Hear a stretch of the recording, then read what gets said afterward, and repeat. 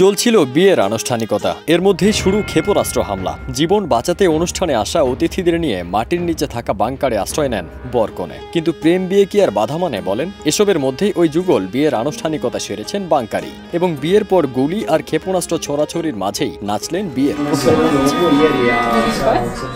250-টিরও বেশি design option নিয়ে Walton smart fridge, বোঝে আপনার প্রয়োজন। সম্প্রতি সামাজিক যোগাযোগ মাধ্যমে পোস্ট করা এমন একটি ভিডিও অনলাইন ব্যবহারকারীদের মন ছুঁয়েছে। উসাইন বোল্ট গতিতে ভিডিওটি সামাজিক মাধ্যম এক্স সাবেক টুইটারে ছড়িয়ে পড়লে মুহূর্তেই তা ভাইরাল হয়। গত 1 অক্টোবর ইসরায়েলে প্রায় 200 ক্ষেপণাস্ত্র ছুড়েছে ইরান। এ হামলার মধ্যেই জেরুজালেমে ওই নবদম্পতি এমন ব্যতিক্রমী ঘটনাটি ঘটান।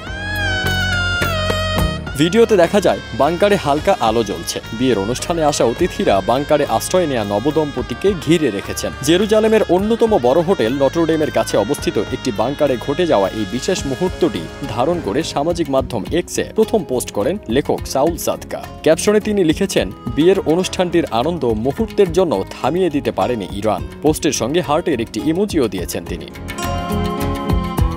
ভাইরাল ভিডিওটিতে দেখা যায় বিয়ের পোশাক পরা সদ্য বিবাহিত বরকনে গানের তালে তালে হাতে হাত রেখে আলতো করে দুলছেন, আর অন্য এক অতিথির মুঠোফোনে বাজানো হচ্ছে গান। ইসরায়েল হিজবুল্লাহর বাড়ন্ত উত্তেজনার মধ্যে গত 1 অক্টোবর রাতে দেশটিতে ওই হামলা চালায় ইরান। এ সময় প্রাণ ভয়ে জেরুজালেম, তেল আবিব সহ বড় শহরগুলোতে কয়েক লাখ ইসরায়েলি বাংকারে আশ্রয় নেন।